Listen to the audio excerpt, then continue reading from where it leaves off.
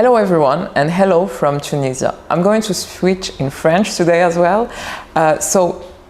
Bonjour à tous. Aujourd'hui, je vais parler en français encore une fois. On va avoir un sous-titre en anglais pour les autres pays. Donc aujourd'hui, c'est un sujet un peu particulier. On va parler d'entrepreneuriat dans l'industrie pharmaceutique. Et aujourd'hui, j'ai la chance d'avoir avec moi une pionnière de l'industrie pharmaceutique en Tunisie, Dr Alia El Hadda, qui a créé son entreprise en 1988, toute seule, une vraie femme entrepreneur de l'industrie pharmaceutique, une pionnière dans la Tunisie, dans le monde arabe. Je vais vous présenter d'abord, je vais vous dire merci d'être avec nous aujourd'hui, nous donner votre temps précieux. Vous êtes docteur en pharmacie, vous êtes fondatrice d'Opalia que vous avez fondée en 1988 en Tunisie. Donc vous êtes l'une des premières à avoir fondé une entreprise, un laboratoire pharmaceutique génériqueur dans ce pays que j'aime beaucoup, mon pays voisin. Vous avez, grâce à vous, fait en sorte qu'Opalia soit pionnière du marché africain en commençant les exports en 1993. Aujourd'hui, 25 pays, présence dans 25 pays. Et en 2013, le groupe italien Recordati, qui, vous me le disiez avant l'émission, qui partage les mêmes valeurs très importantes de votre entreprise Opalia, a acquis 90% du capital. Donc vous êtes aujourd'hui la seule filiale du monde arabe du groupe Recordati. Déjà, félicitations pour ce parcours. Merci beaucoup. Merci encore une fois. Et puis, moi aussi, ça me fait plaisir de partager avec vous une partie de cette histoire, comme on dit, qui est au service de la santé.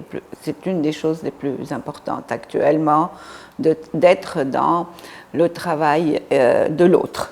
C'est ça le plus important. Et donc, je suis vraiment honorée de vous recevoir et de pouvoir répondre à vos questions. Merci beaucoup, Madame Alia.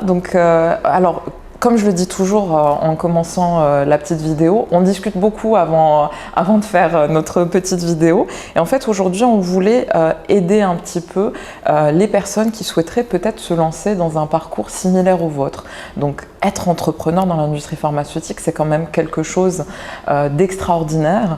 Et on voulait aider un petit peu et mettre un peu en avant les outils, les éléments nécessaires pour aller dans cette direction. Donc, j'ai une première question pour vous.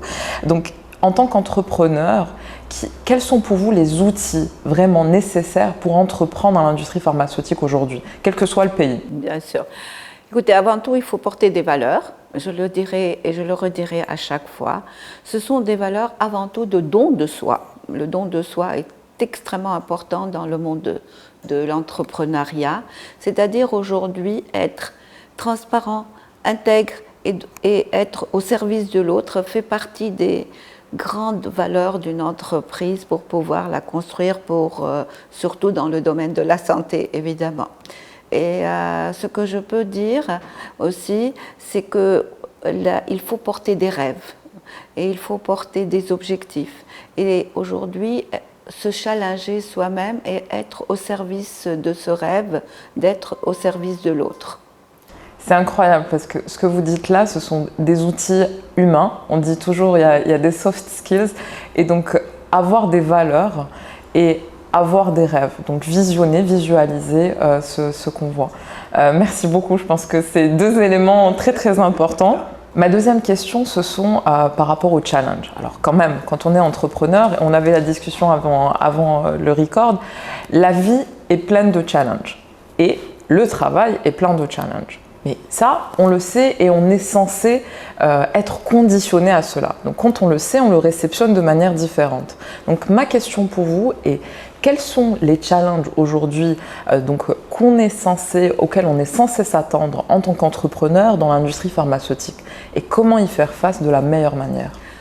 Alors, challenger, l'une des choses les plus extraordinaires dans les challenges, c'est que ça vous porte à la créativité et à l'innovation. Et ça, il faut réellement, tout le temps, quand on est chef d'entreprise, être challengé pour challenger vos équipes. Les équipes ont besoin de vous et ont besoin d'une personne qui va les mener vers du challenge parce que ça va leur permettre de donner le mieux de leur-même et surtout d'être fiers d'eux-mêmes d'avoir été dans l'innovation et la créativité. Quel a été pour vous le plus gros challenge en tant que femme entrepreneur dans l'industrie pharmaceutique? Tout simplement, c'est de pouvoir mettre en place une vision. Parce que ce que je peux vous dire, c'est qu'aujourd'hui, Opalia a été la pionnière, mais elle a été aussi un exemple pour toute l'industrie pharmaceutique tunisienne. Aujourd'hui, l'exemplarité est une donnée très importante pour pouvoir construire l'avenir. Et ça, c'est très important, même au niveau de donner, même autour de soi et autour de toutes les personnes qui nous entourent, de la positivité et de l'énergie positive. C'est très intéressant parce que vos challenges sont très positifs. Je préfère l'adversité existe. Oui. Elle est aussi source de créativité parce que c'est dans la difficulté qu'on se réalise et ce qu'on va aller puiser dans nous-mêmes pour pouvoir répondre à cette adversité et en faire un ressort de beaucoup plus d'avancée, d'être mieux que nous-mêmes et de donner le mieux de nous-mêmes.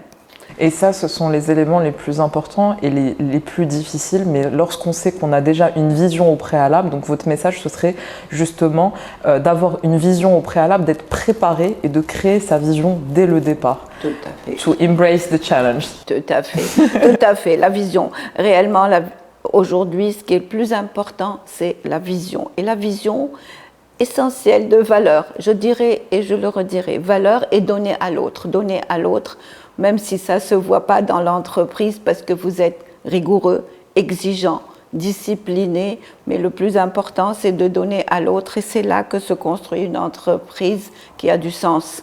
Et qu'aujourd'hui, je suis très contente qu'avec les jeunes, je suis capable de leur dire « Allez-y, développez-vous, continuez, rêvez, vous allez parfaitement réussir ». Et c'est justement le message qu'on veut faire passer. Voilà. Merci. Donc ma dernière question, Madame Alia, ce serait alors si vous aviez 2 conseils à donner aux entrepreneurs. Vous avez un entrepreneur qui vient chez vous aujourd'hui et qui vous dit voilà, moi je veux me lancer dans l'industrie pharmaceutique, quel que soit le pays, hein, vraiment, quel que soit le pays, européen, africain, je veux me lancer dans l'industrie pharmaceutique. Madame Alia, avec toute votre expérience, si vous aviez 2 conseils à me donner, quels seraient-ils? Le premier conseil à donner, c'est aujourd'hui de pouvoir identifier ce dont a besoin un patient.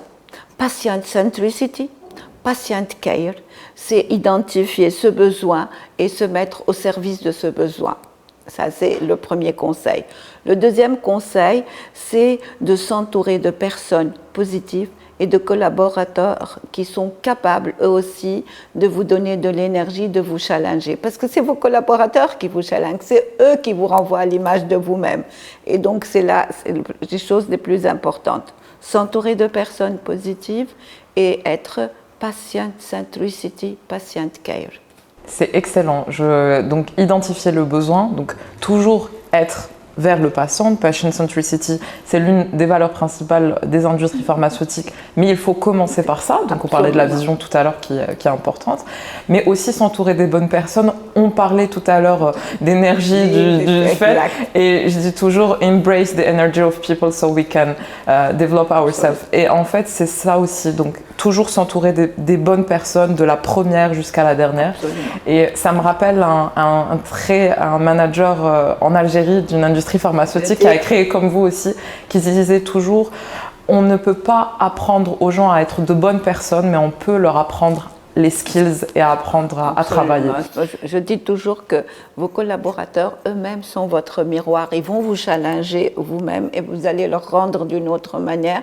Et cet échange très fort va créer dans l'entreprise ce qu'on appelle aujourd'hui, je le dirais toujours, un magnétisme hors du commun qui fait que tout le monde a envie de venir travailler parce que c'est l'atmosphère qui vous donne cette énergie. Et c'est un magnétisme que je sens d'ailleurs ici, depuis ce matin. Très bien.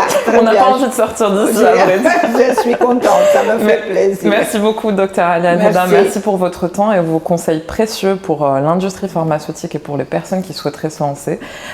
Et j'espère à bientôt. À bientôt, à très bientôt. Au revoir. Au revoir.